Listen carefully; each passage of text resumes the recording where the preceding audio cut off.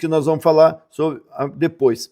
Mas, em primeiro lugar, vamos entender um pouquinho sobre fundamentos, arquitetura, configuração, planejamento, construção, execução e personalização e depois escala e monetização.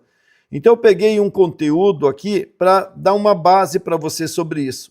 Então, em primeiro lugar, entender a diferença entre o Agentic Workflow e o Workflow tradicional. Veja, quando você tem um workflow tradicional, você define todo o fluxo de lógica que ele deve fazer. Ou seja, ele pode ser linear, mas ele pode ser, né, buscando muitas lógicas para chegar no final que você quer. O que muda no Agentic? E você define o que você quer chegar. E essa definição faz com que o agente descubra o caminho, ou seja, como ele vai entregar aquilo. Nós estamos migrando cada vez mais para esses modelos. Tanto que, quando vocês vão lá olhar, dar uma olhada para o Inema Club, o que eu já coloquei um tempo atrás para vocês, certo? O FEP, né, que era Fundamentos de Engenharia de Prompt, mas e daí depois foi criado aqui, ó, o FEI, que é Engenharia de Intenção. Ou seja, nós temos que cada vez se preocupar mais com as LLMs atuais, certo?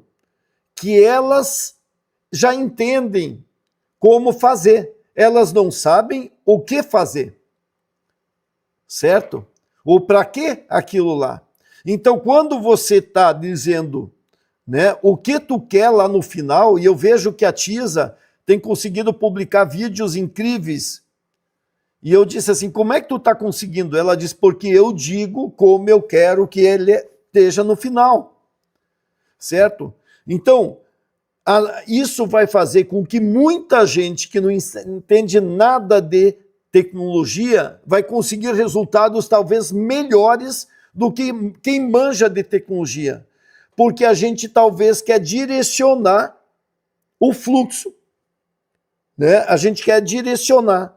Então, por isso eu digo para vocês, ó, estudem o FEI, tá? Dentro do FEI aqui, ó, né, nós temos aqui nível 1, Fundamento da Engenharia de Intenção, nível 2, né, um programa para você praticar.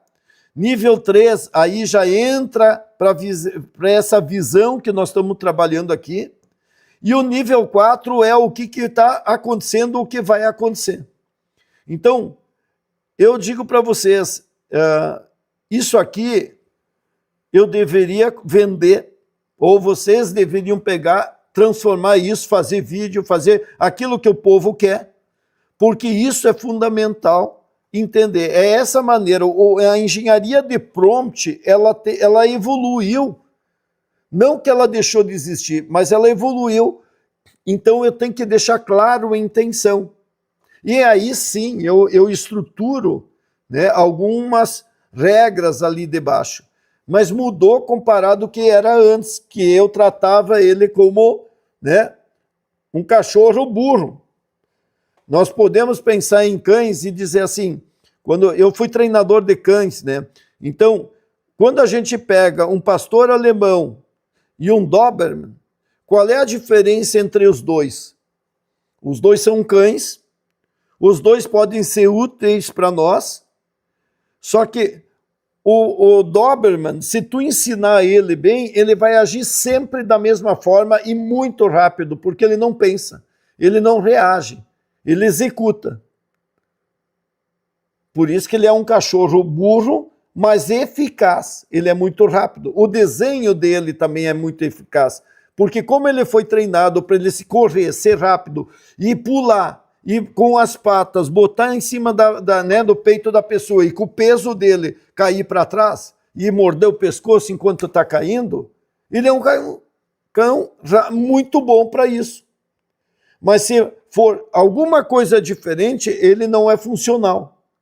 Já o pastor é um pastor que raciocina.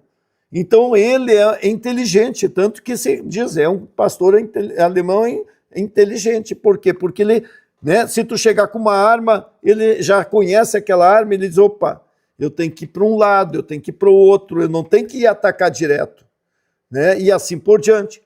Então, essa diferença também quando a gente pensava, né, em engenharia de prompt puro com engenharia de intenção agora.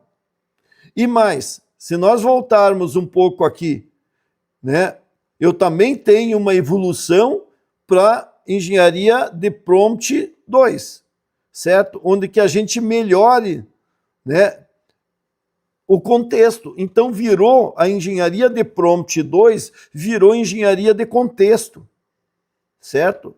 Então eu posso trabalhar um pouco mais e entender como